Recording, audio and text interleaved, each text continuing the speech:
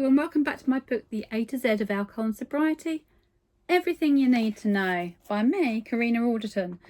And today we're going to be looking at the L's, which includes things like language and lies and liver and lovable. Language fascinates me. Have you ever sat back and thought about how we all communicate in different languages all over the world? How can groups of us understand each other whilst others cannot? But did you know only 7% of what we communicate is done with words? Roughly 55% is through our body language, our movements, the way we stand or sit, the look on our face, etc. And 38% through the tone of our voice. Now think about how all this changes when we drink, both how we act and our understanding of others. No wonder there are so many drunken brawls. Sobriety truly is the language of love. Language of Letting Go by Melody Beattie, a book of daily thoughts and meditations to help us through the day. It's especially written for codependency, but a great daily reflection for us all. I haven't personally read it, but Polly A has shared some of the daily reflections with me, which are wonderful. Laughter really is the best medicine. And there's a chemical reason for this. When we laugh, we release endorphins, our feel-good chemical and our pain reliever. Sober laughter is much more genuine and real, and it comes so much easier. For a good old belly laugh, put down the booze and go watch a comedy or spend fun time with friends. Learning is key to our being. In sobriety, I've learnt so much about alcohol. Learning is more than believing what we are told or what we see or read. It is what we experience and what we think. It is about being open to questions and learning for ourselves. Life really is a self-directed study. Lessons are the important things that we learn in life, but we have to be open to them. Many lessons will pass us by whilst we are too busy being angry or frustrated with ourselves or others. Things really do happen for a reason, even the really bad stuff, including the relapses and the resets. The important thing is to learn from them and make them count. Try to stay curious today, no matter what is thrown your way, and trust in the process. Lies are crippling. They put and keep us in a cage, and they increase our anxiety for fear of us being caught out. It is so freeing to be honest and genuine instead of sneaking around. Even better, sober me is able to tell my own truth and realise all the lies I've been told and those that I've told myself. Life. You may believe we have more than one. You may not. Either way, we are in this one right now, and it will end with our last breath. We never know when that will be, so live each day as if it is your last. Life force is the energy that drives us. It's our pep, our vim, our mojo, our motivation, our get up and go. Alcohol wipes it out. If you want to get your mojo back, then you know what to do. Light really is at the end of the tunnel. The tunnel is different lengths and depths for all of us, but light is there even if we cannot always see or fathom it. Alcohol-fueled life can be so dark, heavy and dreary. It affects the chemicals and the structure of our brain, making life a lonely, sad, anxious, horrible place to be. The first step to seeing the light is to stop drinking, find a sober community and get help. Eventually the light will become so dazzling that you will feel weightless in comparison. Lighthouse. Find yours and hopefully you'll become one too. The lighthouse analogy. Consider a lighthouse. It stands on the shore, with it beckoning its light, guiding ships safely into the harbour.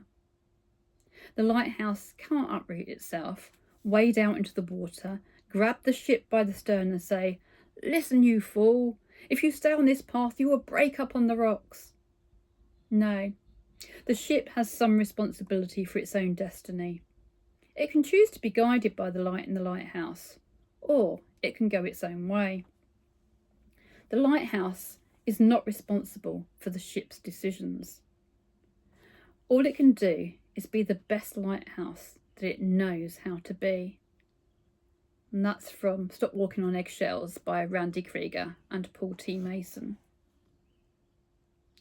Limbic system is made up of selected parts of the brain, including our fire alarm, the amygdala, the librarian, which is our hippocampus, the thalamus and our hypothalamus.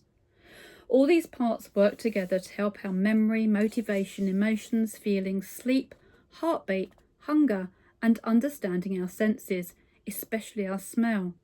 Hence why smell can bring back so many memories. The limbic system is closely related to learning and our reward pathway, including the stimulation of dopamine. It influences our ability to choose and the realization that sometimes we need to rewire our systems to make healthier choices.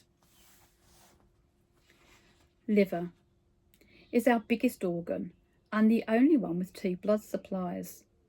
Nutrients come into it from the intestines and oxygen comes into it from the heart.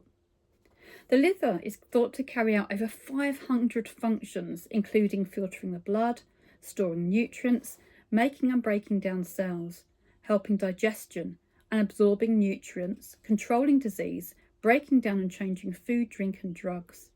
It is a vital machine that we need to keep well oiled. Alcohol puts a huge pressure on our liver and can lead to inflammation, scarring, lesions, liver damage, cirrhosis and liver failure. Fortunately, the liver can repair and regenerate itself, so it's great if we can stop drinking before it is too late. Living. Falling down is part of life. Getting back up is living. Jose N. Harris. If we don't fall down, how can we learn? After all, this is what taught us all to walk when we were toddlers. As we get older, we are not quite so patient with ourselves, and we are often looking for the next best thing and someone or something to make our lives wonderful. This often leads to disappointment, pain and addiction of some sort. We are all addicted to something. At first, alcohol can make life seem more fun and even make life seem worth living. Eventually, it leads us to just existing in darkness and a slow, painful way out. If you're reading this or listening to this, then you're one of the lucky ones who has so far survived. Even luckier is that you have realised something has to change. There really is more to life than death. We all need help and support, but it really is within our control to change. Take your life back from the clutches of alcohol and start living in a way you never dreamed possible. Loneliness. We can feel lonely even when we're around others, but being alone can make us feel really sad and bored. I didn't know that this was a trigger for me until I stopped drinking, and after a long weekend alone, the craving started. One of the hardest things for me was to learn to be just by myself.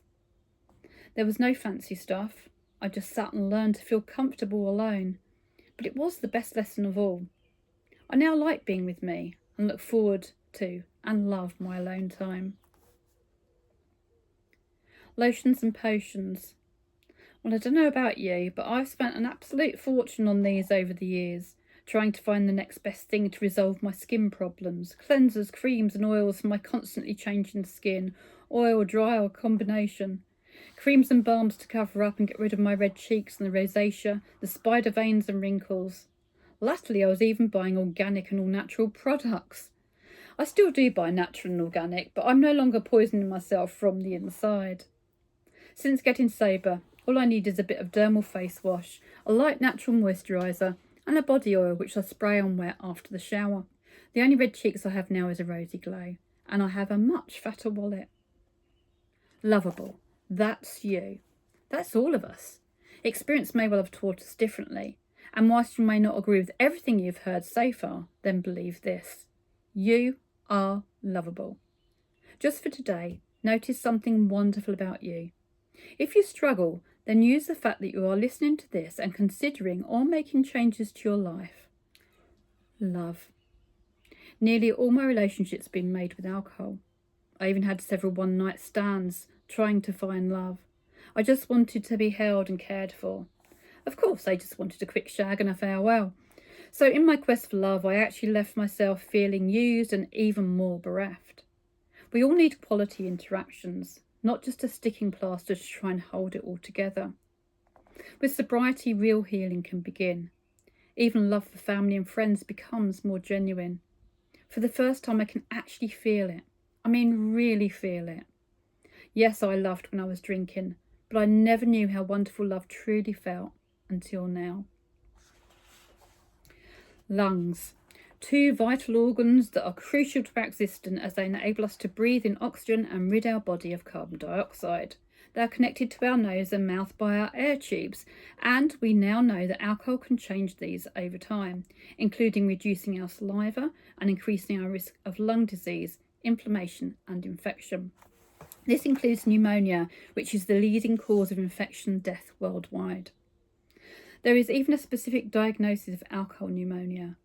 People who abuse alcohol are 10 times more likely to develop pneumonia and 4 times more likely to die from it than non-drinkers. I hope some of that helped you today. I'm back again soon with M.